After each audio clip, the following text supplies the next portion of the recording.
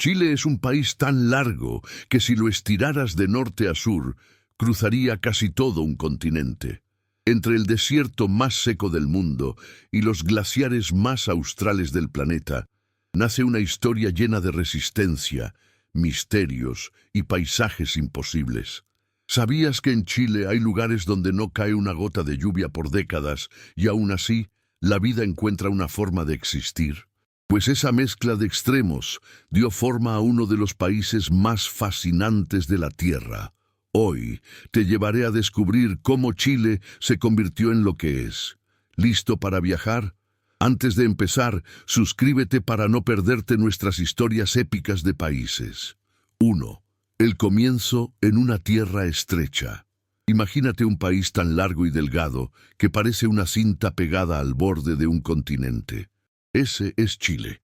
Pero antes de que alguien lo llamara así, esta franja impresionante de tierra ya estaba llena de vida. Desde el norte, donde el desierto de Atacama parece un paisaje sacado de otro planeta, hasta el sur, donde los vientos gritan entre los glaciares, diferentes pueblos ya habían aprendido a convivir con estos extremos. Los atacameños, por ejemplo, vivían en oasis rodeados de sequedad absoluta. Eran maestros en aprovechar cada gota de agua, cultivando en un lugar donde para nosotros parecería imposible hasta respirar. Más al centro, los diaguitas desarrollaron cerámicas tan detalladas que aún hoy sorprenden por su precisión. Y en el sur, los mapuches, uno de los pueblos más conocidos de lo que hoy es Chile, construyeron una cultura fuerte, conectada con la tierra, el bosque y sus tradiciones espirituales. Ellos no solo sobrevivían, prosperaban. Cada uno de estos pueblos tenía sus historias, sus formas de ver el mundo y sus propias maneras de adaptarse a la geografía chilena, que siempre fue tan bella como desafiante. Y es aquí, en esta mezcla de paisajes extremos y culturas ancestrales, donde comienza la historia de Chile.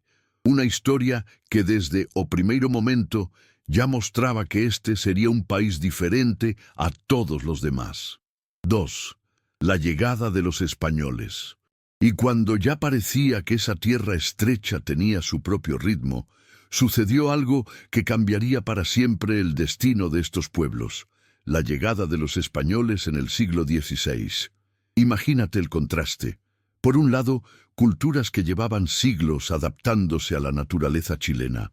Por otro, un grupo de hombres que venía del otro lado del océano, con armaduras brillantes, caballos, algo nunca visto en esta región, y una idea completamente distinta de cómo debía ser el mundo. El primer europeo que recorrió partes de lo que hoy es Chile fue Diego de Almagro, en 1535.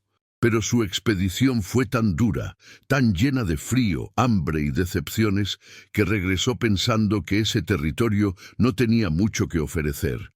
Sin embargo, algunos años después, Pedro de Valdivia decidió tentar nuevamente. Este sí vino decidido a fundar ciudades y consolidar la presencia española. En 1541, después de un viaje agotador desde el Perú, fundó Santiago, al pie de la imponente cordillera de los Andes. Pero, mira, non pense que foi só chegar e construir, nada diso. Los españoles se dieron cuenta muy rápido de que este territorio no iba a ser tan fácil de dominar. Desde el primer día enfrentaron resistencia, ataques, falta de alimentos y hasta desastres naturales. De hecho, apenas meses después de fundar Santiago, la ciudad fue completamente destruida por un ataque mapuche liderado por una mujer, Michelangeli, según algunas crónicas. La ciudad debe que ser reconstruida prácticamente desde cero. La relación entre los españoles y los pueblos indígenas no fue solo de confrontación. También hubo momentos de intercambio, alianzas y coexistencia forzada. Pero sinceramente al principio todo fue tenso. Chile era un territorio lejano, difícil y lleno de contrastes. Y los españoles se dieron cuenta de que necesitarían mucho más que la fuerza para permanecer allí. Este encuentro de dos mundos, uno con siglos de historia en la tierra, el otro viniendo de lejos en busca de nuevas riquezas, sería solo el comienzo de una de las resistencias más impresionantes de toda América. Y eso es precisamente lo que veremos en el próximo capítulo. 3. La larga resistencia mapuche. Y aquí, justo donde lo dejamos, empieza una de las partes más impresionantes de la historia de Chile, porque mientras los españoles avanzaban por el territorio, convencidos de que podrían controlar estas tierras como lo habían hecho en otras partes de América, se encontraron con un pueblo que no estaba dispuesto a rendirse, los mapuches. Imaginen un pueblo que conocía cada río, cada bosque, cada colina, como si fueran extensiones de sí mismos. Tenían un modo de vida profundamente conectado con la tierra, y cualquier amenaza a este territorio era vista como algo que debía ser enfrentado con todas sus fuerzas. Durante siglos, los mapuche habían aprendido a adaptarse a los cambios climáticos, a las crecidas de los ríos, a los incendios naturales, y ahora tendrían que adaptarse al mayor desafío: defender su mundo de los conquistadores. Así comenzó la Guerra de Arauco, un conflicto tan largo que prácticamente abarcó generaciones enteras. Los españoles contaban con armas de fuego, caballos y armaduras. Pero los mapuches no se quedaron atrás. Eran brillantes estrategas y aprendieron rápidamente a combatir a estos nuevos enemigos. Incluso aprendieron a usar caballos, algo completamente nuevo para ellos, y en poco tiempo se convirtieron en jinetes tan hábiles como los españoles. Uno de los nombres más destacados de aquella época fue Lautaro, un joven mapuche que, tras ser capturado y vivir como paje entre los españoles, aprendió todo sobre sus estrategias militares. Cuando logró escapar, regresó con su pueblo y les enseñó lo que sabía. Y así fue. El equilibrio de poder cambió. Con poco más de 20 años, Lautaro lideró victorias que sorprendieron por completo a los conquistadores, convirtiéndose en un símbolo de la resistencia mapuche. Y no fue el único. Otros líderes lo siguieron, como Caupolicán y Galvarino, quienes también se convirtieron en leyendas por su valentía. La resistencia mapuche fue tan fuerte, tan persistente, que los españoles nunca lograron conquistar por completo el sur de Chile. Piénsenlo.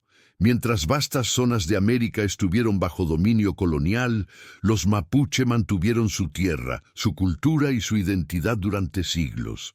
Esta lucha constante moldeó profundamente el desarrollo de Chile. Los españoles tuvieron que convivir con la idea de que existía un territorio que no podían dominar, y esto influyó en el crecimiento del país en los años siguientes. Y es precisamente en este escenario de tensiones, alianzas y desafíos que veremos el inicio del anhelo de independencia que marcaría el siguiente capítulo de la historia chilena. Si te gusta este tipo de contenido, dale like y suscríbete al canal. 4. El camino hacia la independencia. Después de siglos de enfrentamientos, convivencias tensas y territorios difíciles de controlar, Chile comenzó a cambiar lentamente. Imagínate que mientras los mapuches seguían defendiendo su autonomía en el sur, en las ciudades fundadas por los españoles, surgía una nueva generación de criollos, pessoas nascidas na América, mas descendentes de españoles. Eles eram comerciantes, militares, intelectuais, gente que já se sentia parte desta terra e não de um reino do outro lado do oceano. A principios del siglo XIX, algo poderoso comenzó a circular por las Américas, las ideas de libertad. La gente empezó a cuestionarse por qué debían obedecer a un rey lejano, especialmente en una época en que la propia España enfrentaba crisis internas, invasiones e inestabilidad. Fue como si se hubiera abierto una puerta, y muchos chilenos comenzaron a imaginar un futuro en el que podrían gobernarse a sí mismos. En 1810 ocurrió algo decisivo: la creación de la primera Junta Nacional de Gobierno en Santiago. No era la independencia completa todavía, pero era el primer paso. La gente decía, con cautela, pero con firmeza, queremos decidir nuestro propio camino. Y este movimiento nunca se detuvo. De allí surgieron figuras que se convertirían en centrales. José Miguel Carrera, con su estilo impulsivo y carismático, lideró los primeros movimientos patrióticos. Luego llegó Bernardo O'Higgins, más disciplinado, estratégico, alguien que pensaba en el país a largo plazo. Y por supuesto no podemos olvidar la influencia de José de San Martín, quien llegó desde Argentina con el objetivo de liberar a toda la región del dominio español.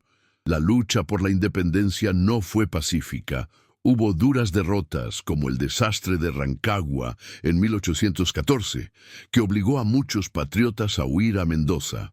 Pero esa huida no fue el final, fue un nuevo comienzo. San Martín y O'Higgins aprovecharon la oportunidad para reorganizar el ejército, entrenar a nuevos soldados y prepararse para algo que parecía imposible: cruzar la cordillera de los Andes, una de las travesías más peligrosas del mundo. Y lo hicieron.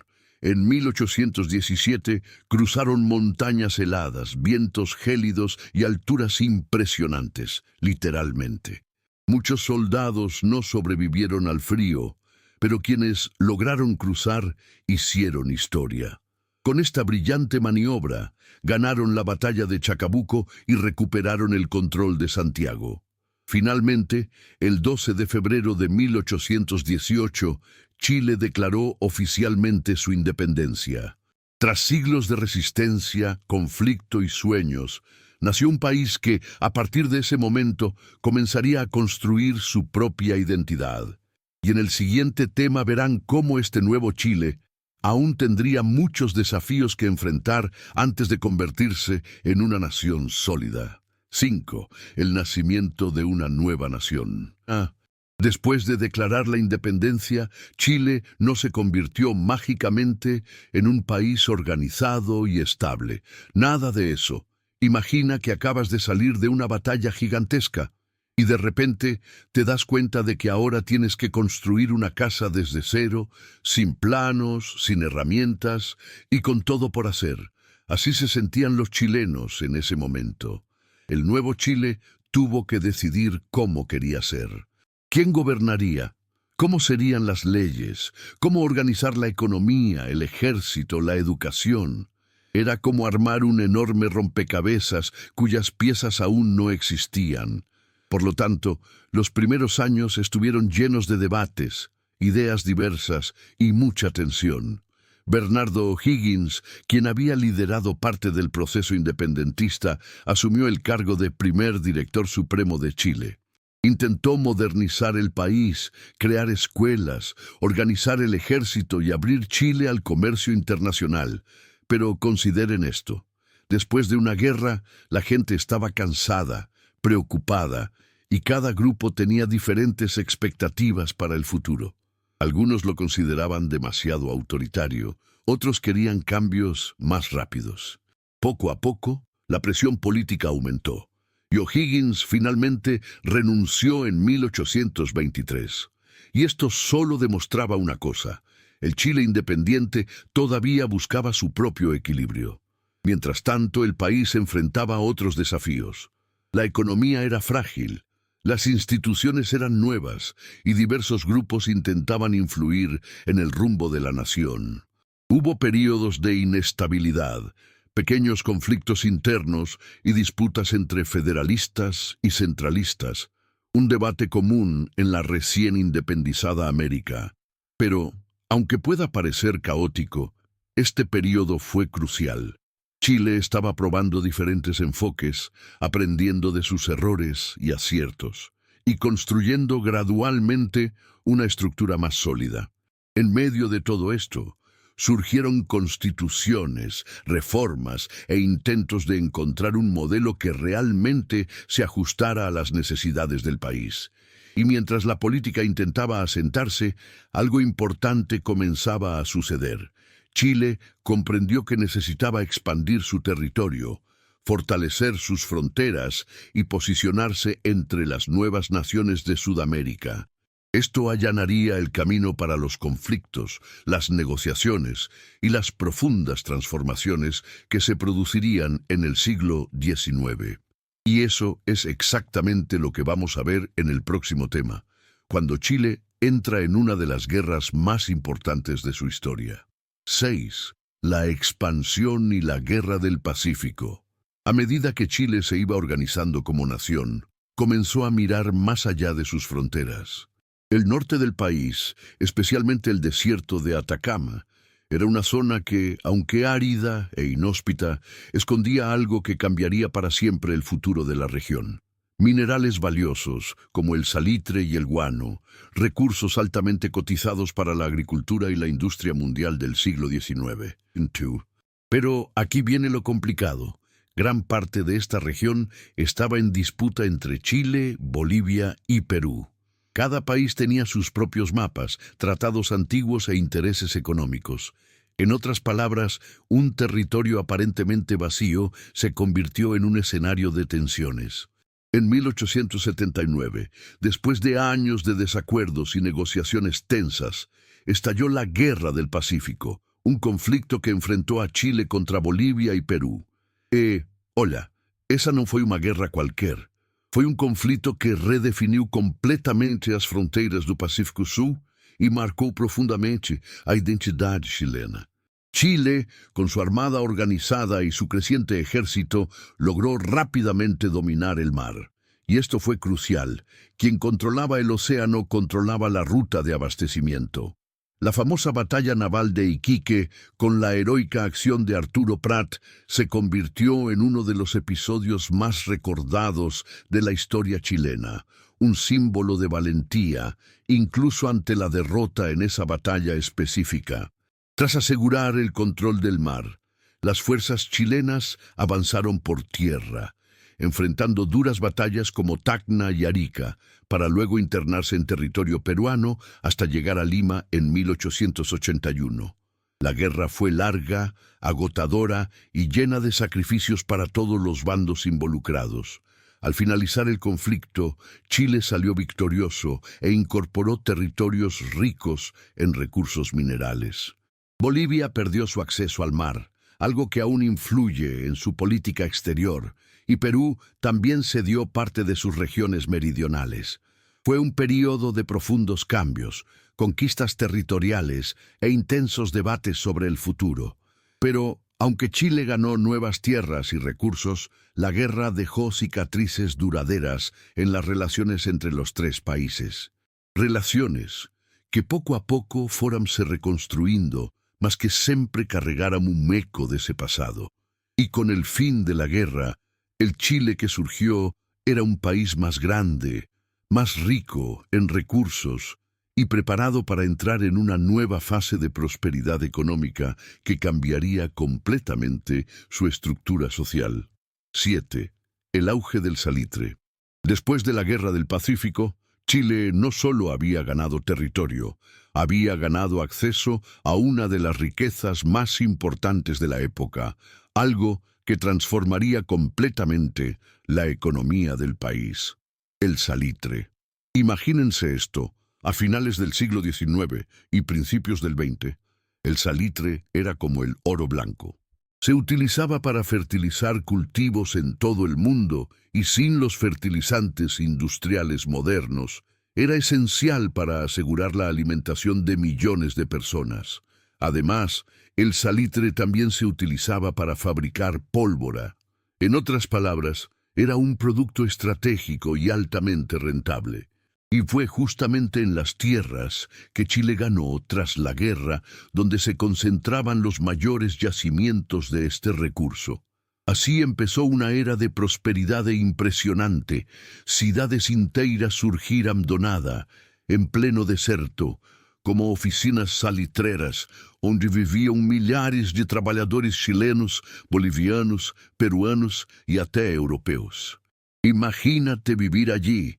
Calor extremo durante el día, frío glacial por la noche, polvo que parecía no desaparecer nunca.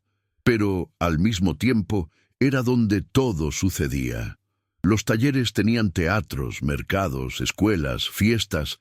Eran como pequeñas ciudades autosuficientes en medio de la nada. La economía chilena creció rápidamente. El gobierno obtuvo cuantiosos ingresos por los impuestos sobre el salitre, lo que le permitió invertir en infraestructura, edificios públicos, ferrocarriles y modernizar las ciudades. Santiago y Valparaíso, por ejemplo, comenzaron a adquirir un aire más europeo, con nuevos barrios, tranvías eléctricos y elegantes edificios. Pero claro, como en toda época de auge, había un lado que a menudo se escondía tras las cifras: la vida de los trabajadores.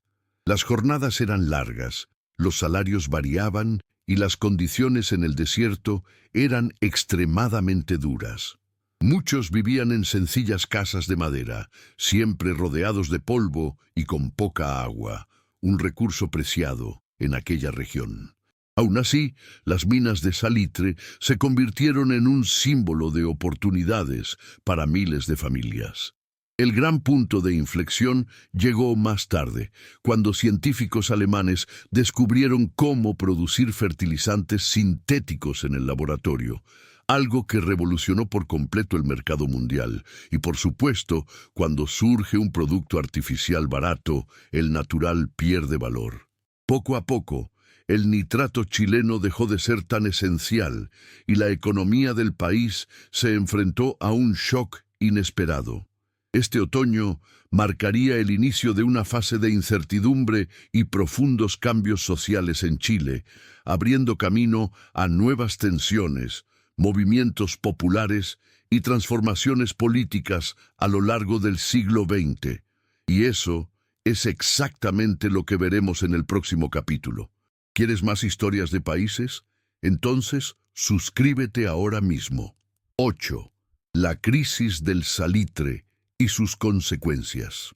Ahora que ya entendemos cómo el salitre llevó a Chile a una etapa de riqueza y transformación, llega el momento de ver el otro lado de la moneda. ¿Qué pasó cuando esa riqueza comenzó a desvanecerse?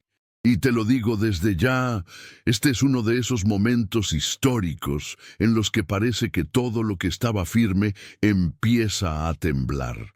A comienzos del siglo XX, especialmente después de la Primera Guerra Mundial, el mundo cambió de una manera que Chile no esperaba. Científicos alemanes habían logrado producir fertilizantes sintéticos en laboratorio, algo que revolucionou por completo el mercado global. Imagina o seguinte: até então, o salitre chileno era considerado insubstituível. De repente, surge uma alternativa mais barata, mais rápida de produzir e disponível em qualquer país com tecnologia.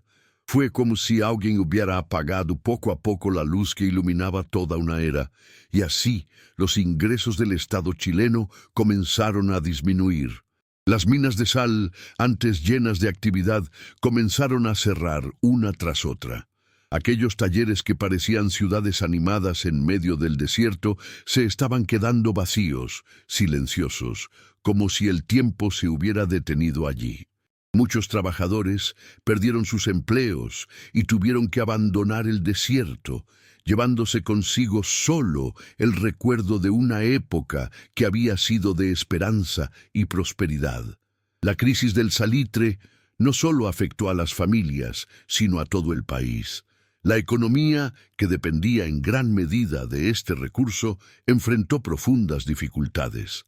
El gobierno vio cómo sus ingresos se desplomaban, lo que dificultó aún más el mantenimiento de los proyectos públicos, la infraestructura y los servicios que se habían desarrollado desde el auge del salitre.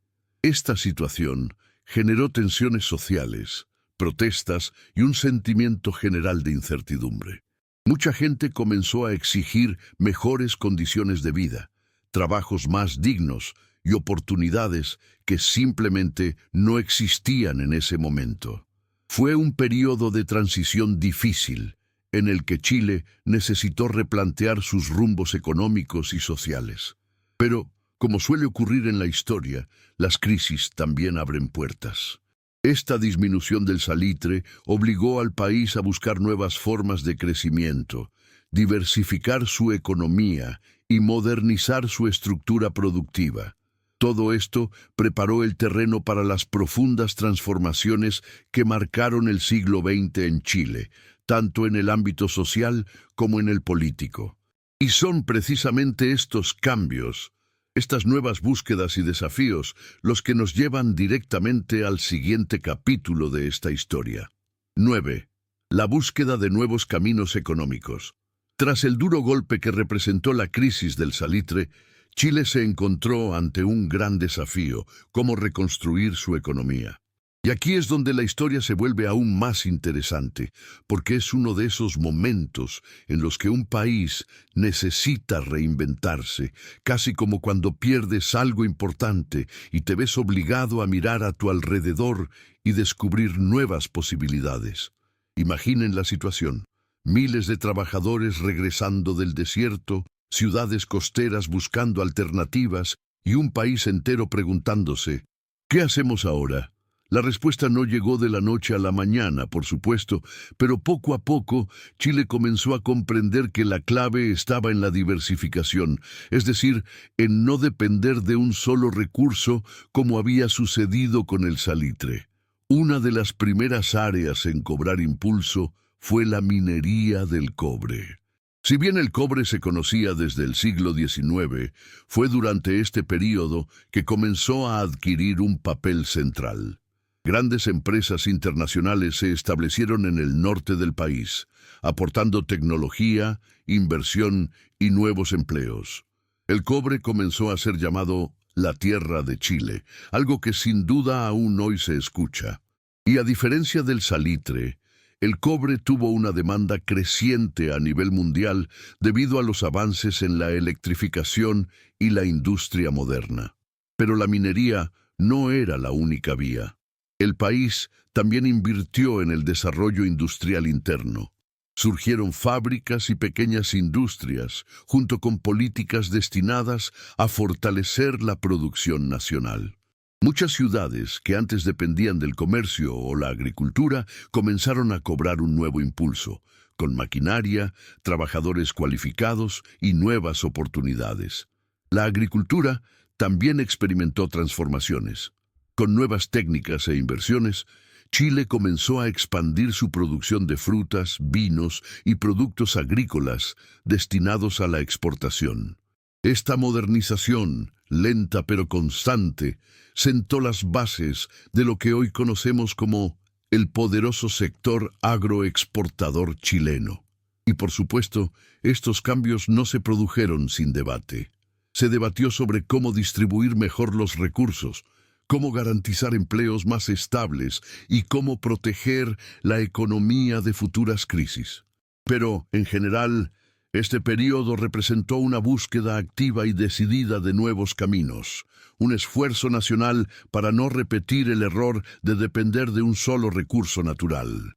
Lo más interesante es que esta diversificación económica no solo volvió a poner a Chile en el buen camino, sino que también abrió las puertas a importantes cambios sociales y políticos, cambios que darían forma al país a lo largo del siglo XX. Y es precisamente este escenario de transformaciones más profundas el que abordaremos en el próximo tema. 10. El crecimiento urbano y la transformación social. Tras la diversificación económica que Chile comenzó a construir luego de la crisis del salitre, el país empezó a vivir una transformación que se notaba no solo en las cifras, sino también en la vida cotidiana de las personas. Era como si de repente Chile hubiera cambiado de ritmo, acelerando hacia una nueva etapa en su historia. Con el auge del cobre, el fortalecimiento de la industria y la modernización agrícola, miles de chilenos comenzaron a desplazarse desde zonas rurales hacia las ciudades.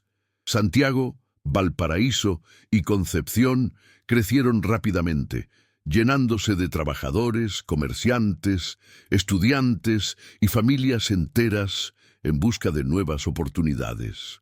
Imaginen calles que antes eran tranquilas, ahora llenas del movimiento constante de tranvías, autos y gente charlando por todas partes.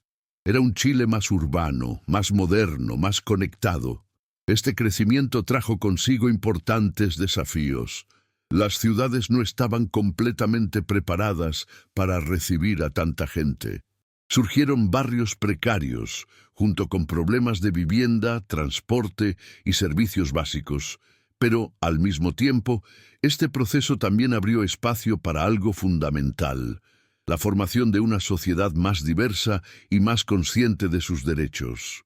En fábricas, minas y nuevos centros urbanos, los trabajadores comenzaron a organizarse, creando sindicatos y movimientos sociales que exigían mejores salarios, jornadas laborales más humanas y condiciones más seguras. No era una lucha contra nadie en particular, era una búsqueda natural de dignidad en un país que crecía demasiado rápido. Las mujeres también comenzaron a ganar terreno en la vida pública, aunque lentamente comenzaron a participar en debates, asociaciones y movimientos culturales, allanando el camino para los cambios que vendrían después. Chile comenzaba a comprender que el desarrollo económico y la transformación social iban de la mano.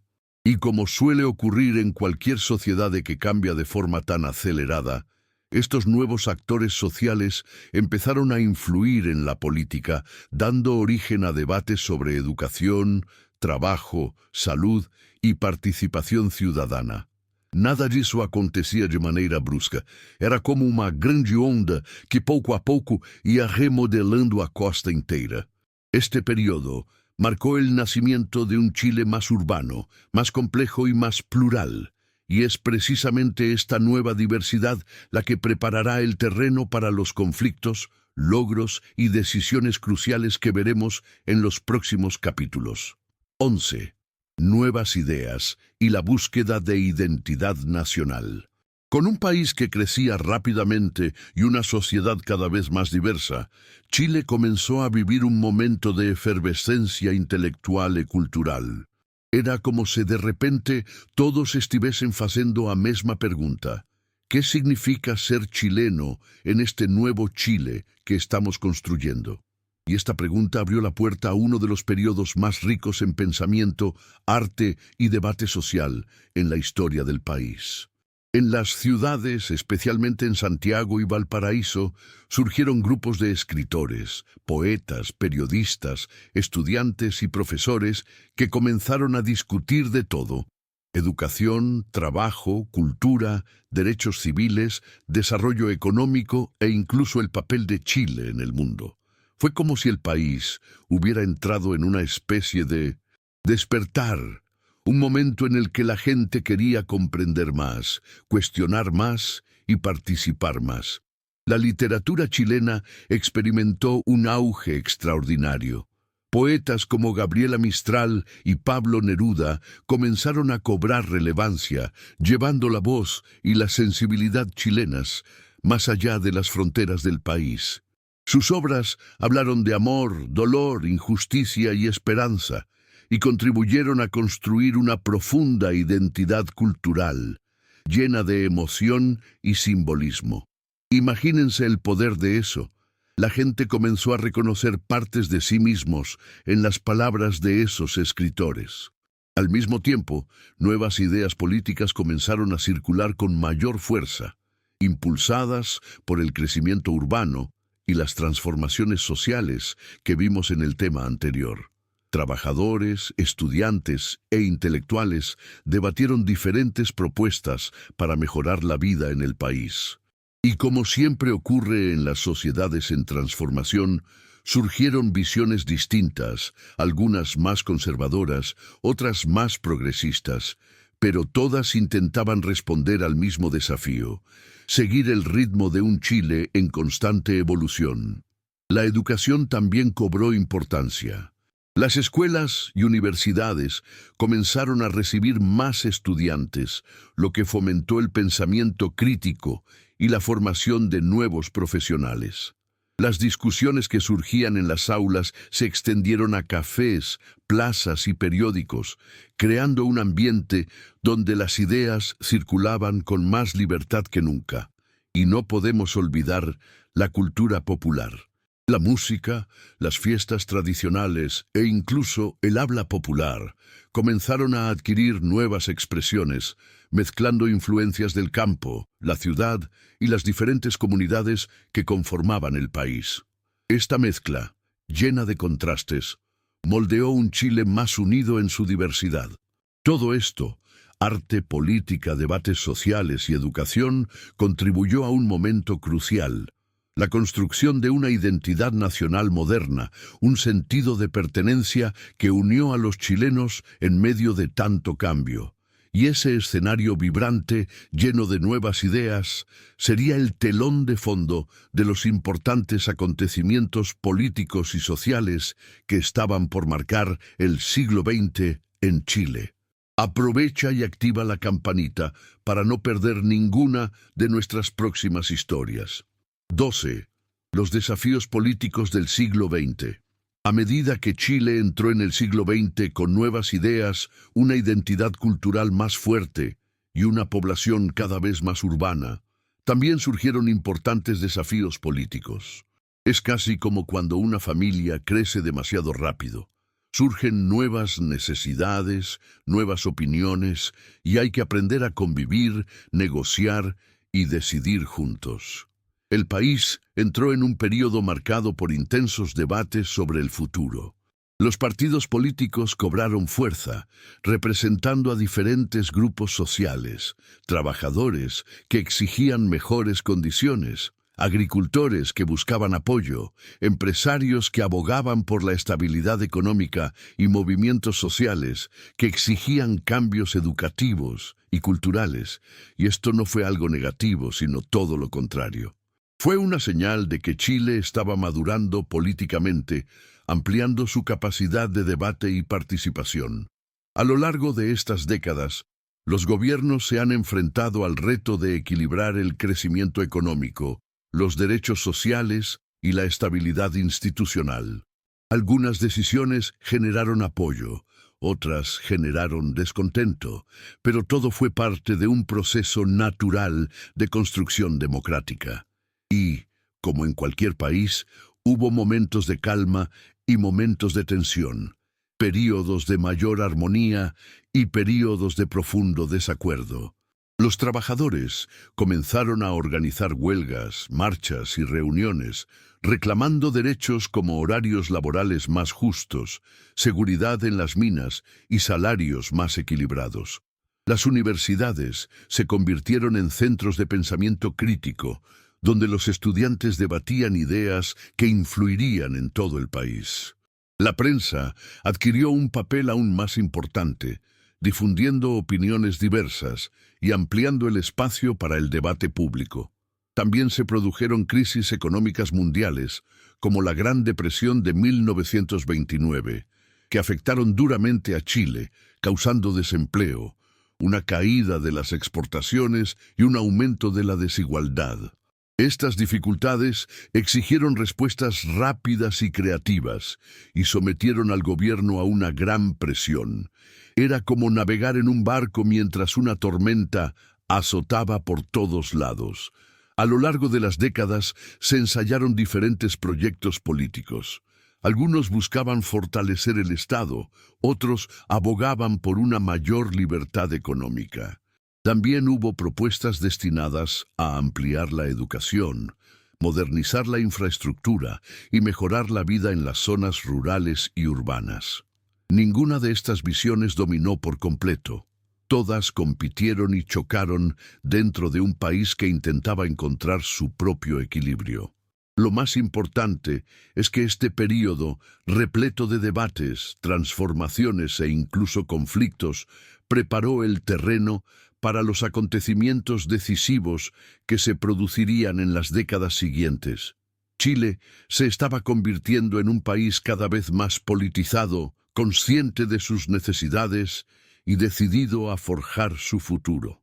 Es precisamente en este contexto de efervescencia y contrastes que llegamos a los capítulos más significativos y delicados de la historia chilena, que examinaremos en la siguiente sección. 13. Un periodo de inestabilidad y tensiones políticas.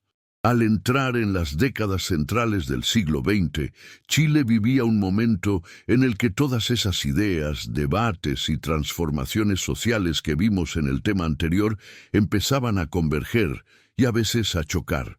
Era como si el país acumulara mucha energía y cualquier cambio, por pequeño que fuera, tenía un impacto enorme.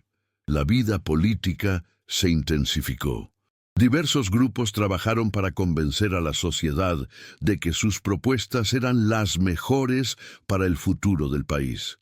Se debatieron temas como la economía, la distribución del ingreso, las reformas sociales, la educación e incluso cómo Chile debía posicionarse en un mundo marcado por la Guerra Fría. Y todo esto, absolutamente todo, aumentó las tensiones internas. Las elecciones se convirtieron en eventos muy esperados, porque cada una representaba la posibilidad de un cambio profundo. El pueblo chileno estaba más comprometido, más consciente políticamente y más atento al rumbo del país. Familias, amigos y colegas discutían de política en las mesas, en cafés, fábricas y universidades.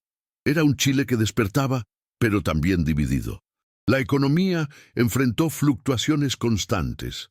A los períodos de crecimiento le siguieron épocas de crisis que impactaron directamente en la vida cotidiana de las personas. Aumento de precios, dificultades de suministro e incertidumbre en el mercado laboral. Estos problemas generaron frustración en algunos sectores y alimentaron la esperanza de cambio en otros. Al mismo tiempo, los movimientos sociales se fortalecían. Los trabajadores exigían mejores condiciones, los campesinos pedían acceso a la tierra, los estudiantes organizaban protestas y debates, y todo esto formaba parte de una sociedad que luchaba por hacerse oír. Ninguno de estos movimientos surgió de la nada, fueron respuestas naturales a las transformaciones del país. Pero, como ocurre cuando surgen muchas fuerzas a la vez, el clima se volvió cada vez más tenso. Los partidos políticos proponían caminos muy distintos para el futuro, y esta divergencia empezó a reflejarse en el Congreso, en la prensa e incluso en las calles. Era como ver una cuerda que se tiraba desde ambos lados, y cada tirón hacía que la atmósfera fuera un poco más inestable. Este periodo de creciente polarización es crucial para comprender lo que estaba por venir.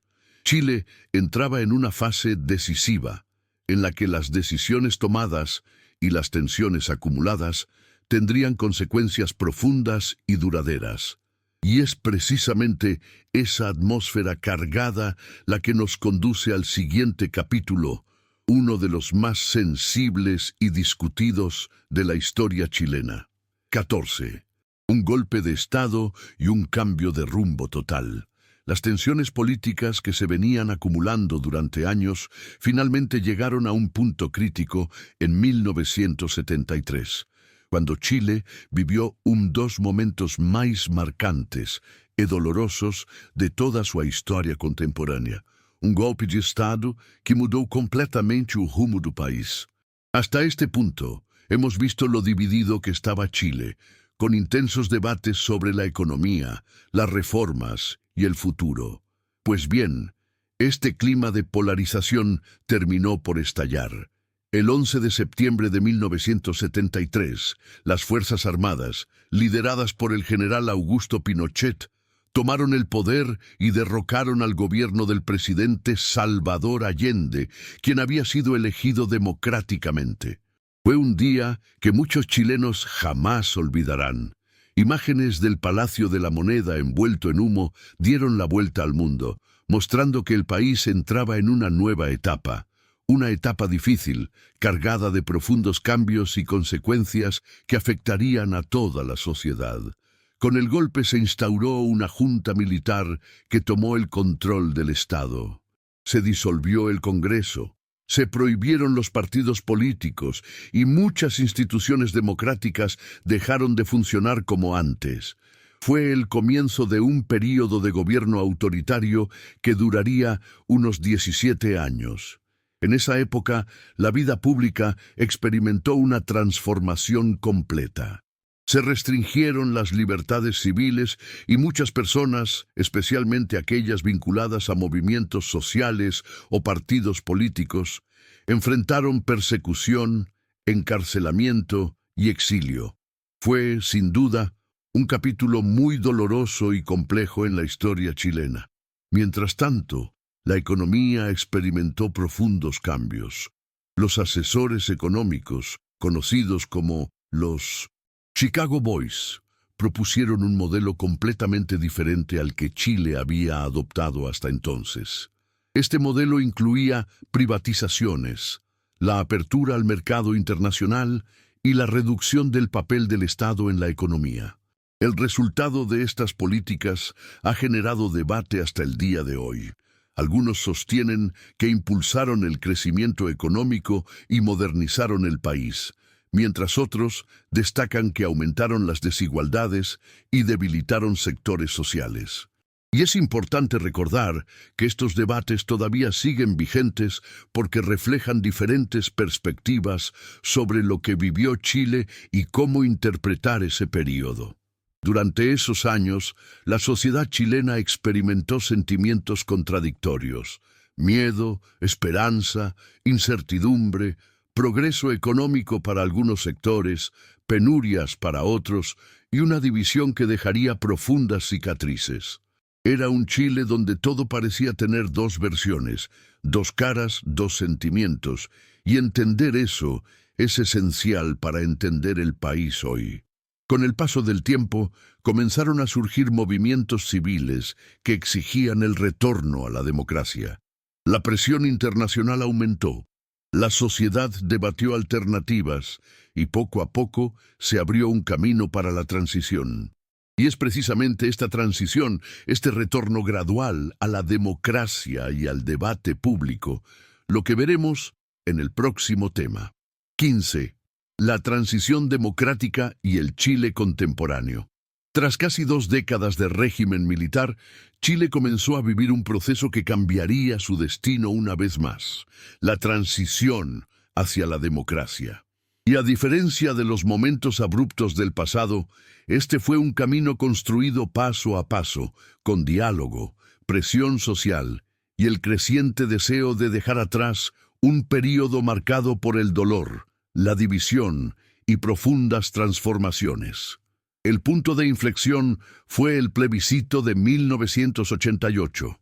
En ese día histórico, los chilenos fueron convocados a las urnas para decidir si el gobierno militar debía continuar o no. La campaña fue intensa, emocionante y seguida por millones de personas. Finalmente ganó el no, abriendo la puerta a elecciones democráticas al año siguiente. Fue un momento de enorme simbolismo. Independientemente de la posición política de cada uno, fue una prueba de que el pueblo chileno tenía el poder de decidir su propio futuro. Con la llegada de la década de 1990, comenzó la transición formal hacia un gobierno civil. Se eligieron nuevos presidentes y el país comenzó a reconstruir sus instituciones democráticas, a reestablecer los partidos, a revitalizar el Congreso y a reevaluar el papel del Estado en la vida de la gente. No fue un proceso sencillo, ni mucho menos, pero fue un camino guiado por el diálogo, los acuerdos y la búsqueda de estabilidad. Mientras tanto, la economía chilena continuó creciendo. El país expandió sus exportaciones de cobre, vino y productos agrícolas, atrajo inversiones y ganó reconocimiento internacional como una de las economías más estables de la región. Las ciudades crecieron, se construyeron carreteras, las universidades se expandieron y surgieron nuevos sectores económicos. Este dinamismo ha llevado a que a menudo se considere a Chile como un modelo en algunos aspectos del desarrollo. Pero no podemos olvidar los debates sociales que surgían al mismo tiempo. Muchas familias seguían buscando respuestas a las violaciones de derechos humanos ocurridas en el pasado. Las organizaciones civiles exigían más derechos, mejor educación, atención médica de calidad y reformas a la Constitución heredada del período militar. Fue como si el país estuviera aprendiendo a equilibrar el pasado, el presente y el futuro a la vez. Al entrar en el siglo XXI, Chile continuó progresando.